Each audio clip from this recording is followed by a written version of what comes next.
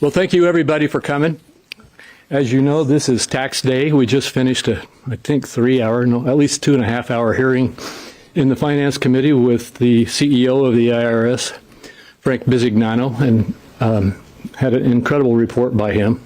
And although there's a lot of politics going around tax season, the reality is this is one of the best and smoothest and most effective tax seasons that we've had.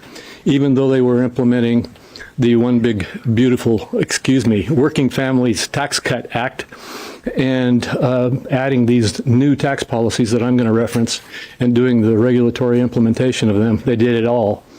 And I just want to say at the outset, I'm really proud of Frank Bisignano and his team at the IRS for the great job that they've done. So the Working Families Tax Cut Act prevented more than a $4 trillion tax hike. You remember that whole debate during the reconciliation bill. It was a $4.3 trillion tax hike that was coming. We also added, as you know, a number of taxes which are referenced here, and I'll go over them quickly in a little detail, that now have been analyzed well enough to know that as of now, they have resulted in $600 billion plus going to $700 billion, at least it's getting close to that now, of new tax relief for American people. And of these new taxes, at least the largest proportional group getting the benefit of these is people making less than $50,000. And they have been focused on people in that zone. So let me go over that just a little bit. You can see it on the chart here. The average refund size is over $3,400. That's an 11% increase so far. The no tax on overtime has had 25 million people engaged in it. And the no tax on tips, 6 million people have claimed it. The seniors deduction is up to 30 million people claiming it. I believe that something like 80% of the seniors on Social Security can qualify for this tax relief. And the tax relief for the seniors, just as an example, is about a $7,200 deduction. So these are big deals. And then finally, the Trump accounts, there's 5 million of them that have been created so far. About 1.2 million of them qualify for the $1,000 tax contribution. And the bottom line here is that we have a phenomenally increased boost from tax relief coming from the Working Families Tax Cut Act that are now showing in the tax season, the tax filing season. And you'll remember the law also restored and made permanent the 3 or 4 critical business taxes that have assured that we will get capital formation, jobs, new businesses, new workers, and higher wages in our economy. And the reminder on those, that was permanent R&D deduction, the 199A small business deduction, the other pro-growth job reinvestment of capital in new equipment, new workers, and workers, makes it so that we have a phenomenal boost outside of the individual part of the tax code, which is generating that capital formation that it drives the growth in our economy. All of these things are working. Filing season may be ending, but the benefits of the Working Families Tax Cut are not. They're just starting to prove as they roll out. And with that, I'd now like to turn to Senator Fisher. Thank you, Senator Crapo. This season, Americans are seeing more money come back to them. So more of your money is coming back to you because of the Working Families Tax Cut that we did earlier this year, last year. In President Trump's first term in 2017, for many years I'd been working on a paid family medical leave. And it was a tax credit that we were proposing. We were able to get that as a pilot program in the 2017 reconciliation that we did, thanks to Senator Crapo and many others who were on the Finance Committee at that time, Senator Hatch, Senator Cornyn, Senator Portman were champions of getting that in. But it was in as just a pilot program. We wanted to make sure that we could make it more attractive, basically, honestly. We wanted businesses to feel confidence that this was a program that was going to continue. And so, working with Senator Crapo, the Finance Committee, and with Republicans, we were able to make this permanent. This is a big deal. In 2017, the paid family medical leave was the first time you had those words in federal law. And it was a Republican Congress that got it done. Well, now we have a permanent program for paid family medical leave. Again, the first time in federal law that we have those words, that we have a program that addresses the needs of families. This is a tax credit for businesses so that they can offer their employees paid family medical leave, so their employees can take time off to meet the needs of taking care of their families. We are really planning on pushing this forward now, because I know many businesses, they did want that certainty of a permanent tax credit so they could make those investments in their employees, so they could be able to help their employees care for their families. What this tax credit does, it exactly meets what the Working Families Tax Cut set out to achieve. And that's common sense policies that reward work in this country, that put taxpayer dollars to work for those who pay their share. So I'm just really proud to have that one portion of this great tax package that we were able to get done for the American people. Thank you. Thank you. And now Senator Blackburn. Thank you so much, Mr. Chairman, and thank you to you all for paying attention on this tax day to the people that really matter.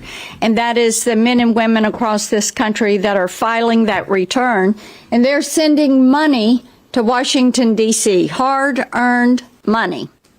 And what they expect is that we are going to be good stewards of that money, and that we are going to give them the opportunity to keep more of their hard-earned money, not less.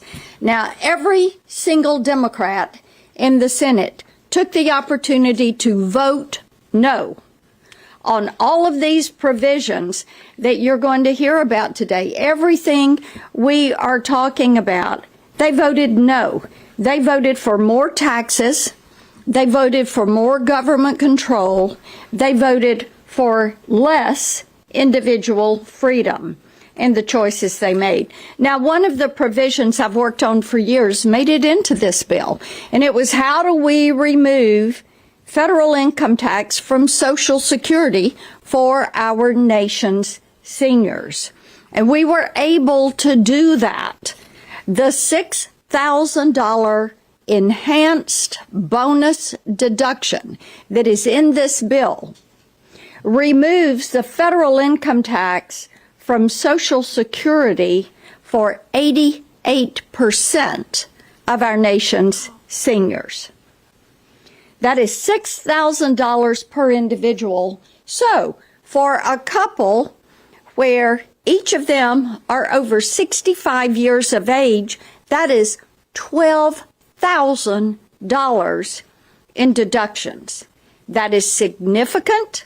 That is money in their pocket for gas, for groceries, for tending to grandkids, and the things that they want to do. It reduces their tax burden. That is a good thing. And we were so pleased to see that in there.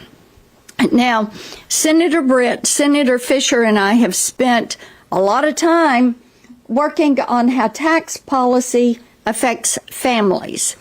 One of the things that I was able to push through is a tax credit, a credit for employers that provide child care for their employees. When you talk about Tennessee, and 93% of our jobs are small business jobs, extending this to small businesses so they can pool together resources with other small businesses and work with the local church that does Mother's Day out.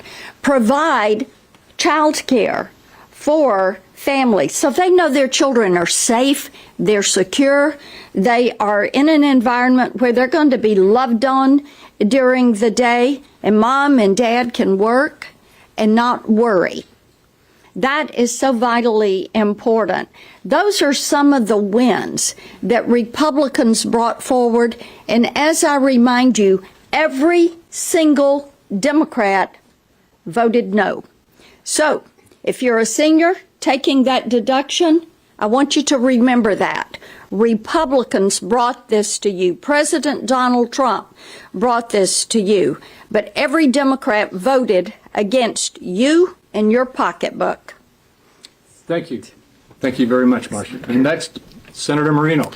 Well, if you've looked around the halls of Congress today, you realize the Democrats are smiling a little bit more, not as much as they usually do, because April 15th to them is their religious holiday.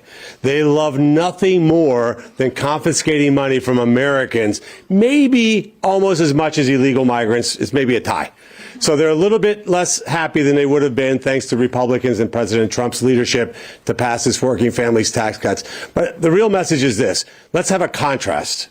Republicans right now control the levers of power here in Washington, D.C., the House, the Senate, and the White House.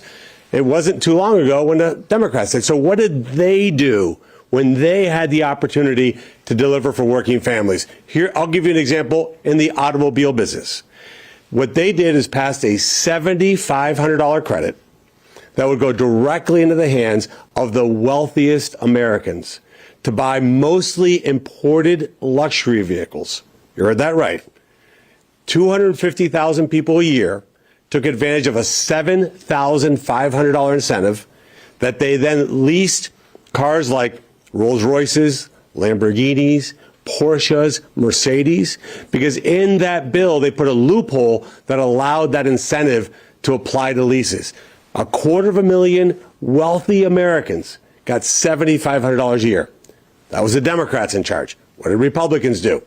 We put in place a tax deduction for working Americans, people making less than $200,000 a year, that if they finance an American-made automobile, not a foreign automobile, they could deduct that interest. We've had 1.25 million working Americans that have put about $1,000 in their pocket as a result of just that narrow deduction. 5 times as many people, working Americans, took advantage of this opportunity. And let me just say this to you. $7,500 to somebody who can afford a Mercedes or a Rolls Royce is nothing. It was money wasted, totally destroyed.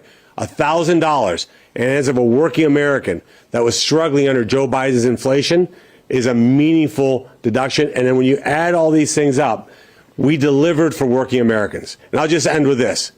I used to remember a Democrat Party that cared about working Americans, that focused on advancing the interests of working Americans.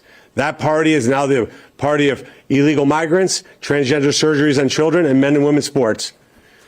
They are completely lost. Fortunately, Republicans have stayed true to our focus. Low taxes, low regulation, small government, but added a critical component, which is a laser focus on helping the men and women who build this country every day. And I am so proud of the fact that it took only Republicans to get this bill across the finish line, and we delivered for working families. Thank you. Thank you, Bernie. And next we have Senator Moody. Thank you so much, our fearless leader, the chairman of an often thankless role of the Finance Committee. My name is Ashley Moody. I'm one of the newest United States Senators. I hail from the great free state of Florida. And I am sure that over the last year, as President Trump and those of us in leadership have uncovered incredibly wasteful, fraudulent, and yes, criminal spending on with your taxpayer dollars, that many of you that work incredibly hard to support your families, and yes, sometimes give up time with your families to work extra time to support your families, were aghast that your taxpayer dollars were being spent that way. In fact, I think it's incredible, as I've watched sanctuary states, sanctuary cities spend your taxpayer money going to programs that never should have existed to protect those in your communities that were committing crimes. Yet they refuse to work with the federal government to make sure they didn't criminalize and run havoc within your towns. I, for one, want to make sure that these people standing behind me, and certainly this administration, is given credit for going back and trying to root out some of that wasteful spending and, by golly, make sure that you can keep that money in your pocket so that it's not going to those that shouldn't even be here. And as you discovered more and more that so much of this money was ending up in the hands of those that were not even in the country legally, we've got to go back and not only fix that wrong, but make sure you know that we have our lens set right, meaning the decisions we're making, the policies decisions we're making are how do we protect this country? How do we strengthen our communities? How do we respect the American citizen who sent us here on their behalf? And how do we make that our first priority when we're making decisions? And this is a great example. The Working Families Tax Cut Act shows the American people that we've got their backs, that we don't expect you to go and work hard, take time away from your families to support your families, and then take your money and put it into places it should never be or to people who should never receive it. That is wrong, and that stops with this administration, and that stops with this leadership. I was so proud in my first year as a United States Senator to back legislation that said no tax on tips, no tax on overtime, no tax on Social Security. And let me tell you what that does for my home state. We are now the #1 state in the amount of tax refunds. Floridians will get the largest refunds on average of any other state in the nation. That's real results. That's getting up here with the right purpose, the right mission, the right people in mind that you're representing and getting things done. That will not only strengthen our families, that will strengthen this nation. And I am so proud of the leadership here in the Senate and President Trump for making sure that we delivered on those promises. So I appreciate you guys being here today to pay attention to this important message on an important day that's really a solemn one for American citizens. We want to step up and do right by our country. We want to pay our dues, but we want to make sure that those in office are treating those dues with respect and with stewardship and with integrity. We demand that as an American people, and I can assure you those people standing up with me today will make sure that happens. Thank you so much. Thank you, Ashley. And before we go to Roger and Katie, I just have to say this. My staff said I shouldn't bring this up, but I'm going to. Good. And that is, as you know, we had a big battle over current policy and current law. What you may or may not have noticed is that CBO did score this bill under current policy. And when you score it in the right way, with the right baseline, it generated a $400 billion deficit decrease in spending.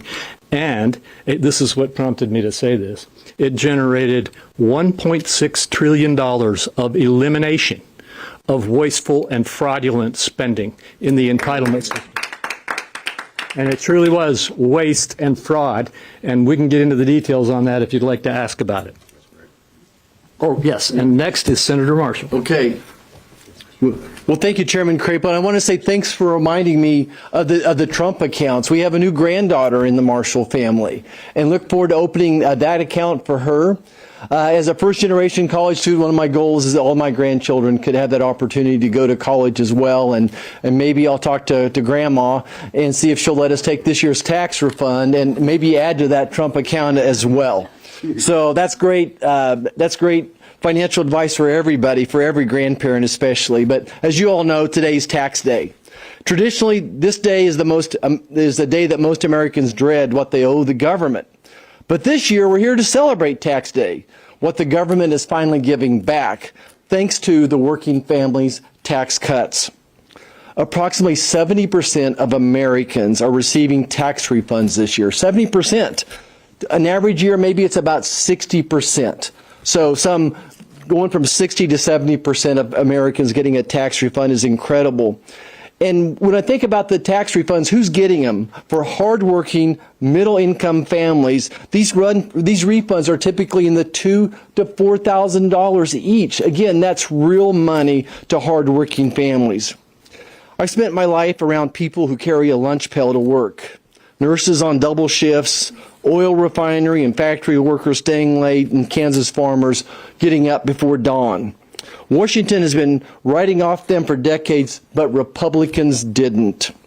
My first job off the farm was working at a cell barn. I was 15 years of age. The rumor is I maybe fibbed about my age, how old I needed to be, but I had an older brother that was working at the cell barn and they needed help. Many weekends we would work, a 12-hour shift was a short day. Oftentimes we worked 24, 30, 36 hours, and of course anything over 8 hours, guess what? We got overtime. So to a 15-year-old kid making $2.30 an hour on a weekend, working 30 hours, I was counting that money already, and I was going to get myself a nice new truck. But then I opened that first check, and the federal government had taken almost half of what I'd made in that overtime. And I'll never forget that. And that's one of the reasons why we passed the Working Family Tax Cuts bill, and why I'm proud to have introduced the Overtime Wages Tax Relief Act. And Chairman, I'm grateful for you giving me the chance to lead that particular portion of it. Workers can deduct up to $12,500 in qualified overtime, $25,000 for married couples. Already now we had 15 million Americans, but I think the commissioner today said over 20 million people have taken advantage of that on their return as well. It is the most popular new cut in the bill, is getting this deduction for overtime. Average refunds are up over 10%. Listen, the money that we save, folks, it's a rent payment, it's a car payment. This is real money to hardworking Americans, but it's their money and they've earned it. I also want to speak to what we did in the Working Family Tax Cuts bill for rural America. Republicans only, I think that's the theme here today, helped farmers with crop insurance. We increased the reference prices and the 20% small business pass-through deduction under 199A, and permanent. Again, it's so important that this is permanent. And then lastly, I would just mention that we delivered the 45Z Clean Fuel Production Tax Credit, rewarding American farmers, turning corn, soybeans, sorghum into biofuels, creating a massive stable market that lets Kansas farmers not just feed the world, but fuel it too. This bill isn't for Wall Street.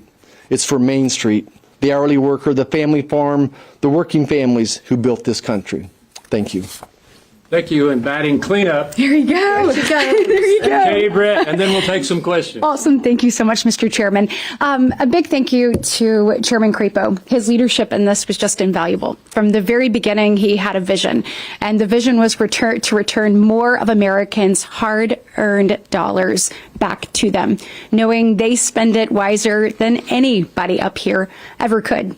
He delivered on promises President Trump made on the campaign trail, delivered on common sense. You've heard it from every member up here. You heard from Senator Marino about incentivizing people to buy American made.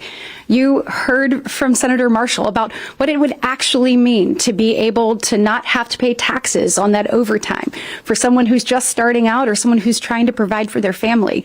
You heard from Senator Moody about making sure that we cut wasteful spending, that the fraud and abuse is gone, that we're responsible stewards of those dollars.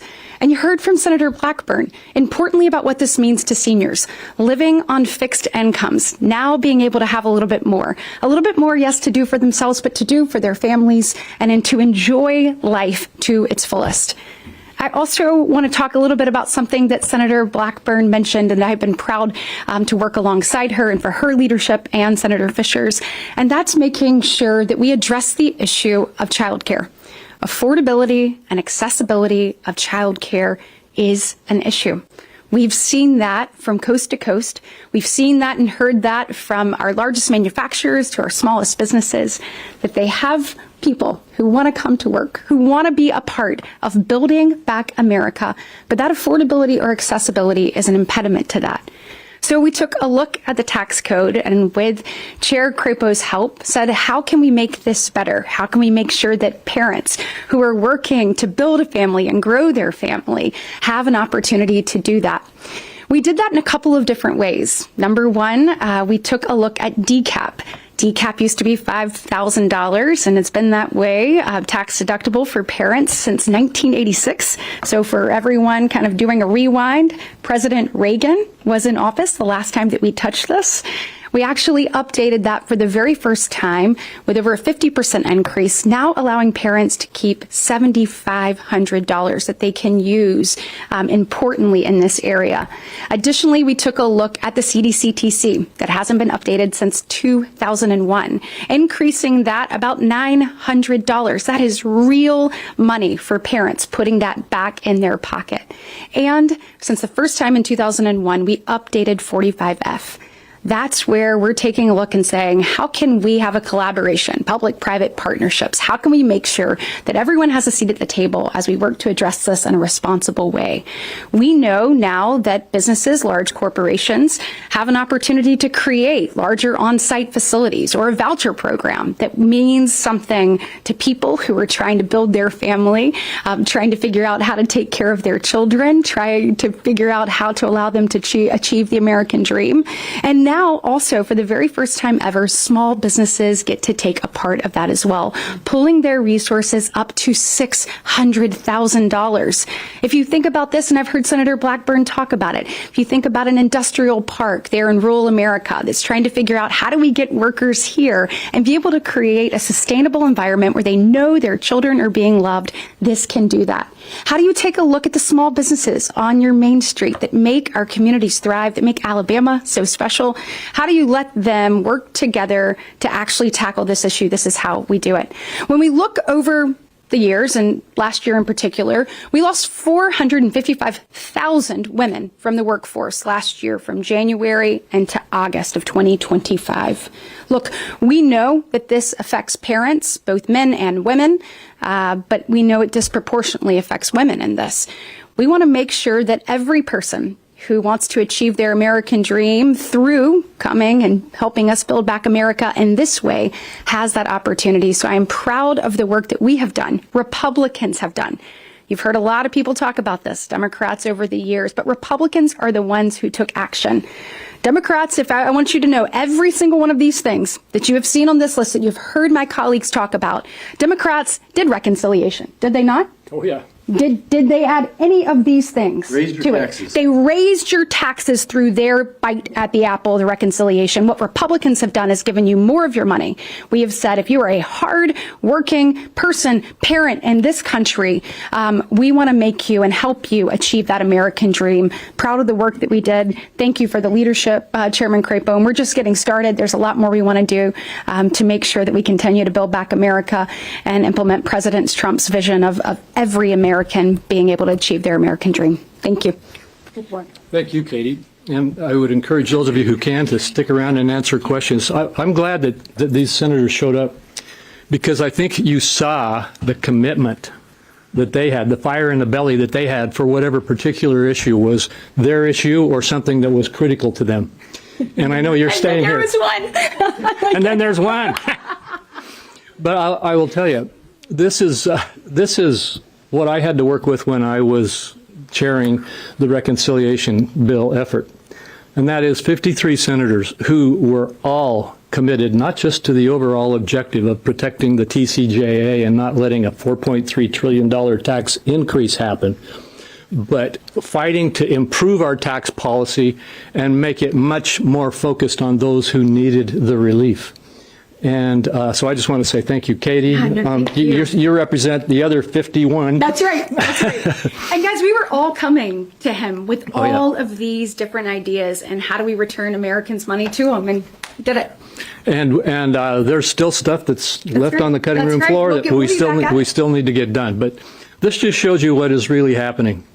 And I think that instead of going on more about that, let's throw it open for some questions. Yes. Thank you, Senator. You guys laid out all the policies and the tax cuts in this bill and the tangible effects of those. Do you think that the American people are actually understanding the from this bill. You guys have rebranded it into One Big Beautiful Bill, which you almost called it at the beginning. Yep. Working families tax cut.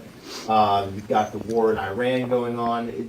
Are the American people aware that this is coming from this bill, and do you think that that's going to make it harder for Republicans to win in November if they aren't?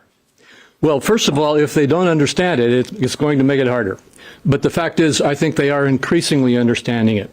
You'll remember during the battle, the biggest attack was that we were creating a big $4 trillion deficit increase, and the tax cuts were called tax cuts for billionaires. Americans are figuring that out, and they are figuring out that the refusal to raise taxes is not a tax cut. It is keeping taxes right where they were for the $4.3 trillion. And it does require a bit of explanation, but that explanation is getting through.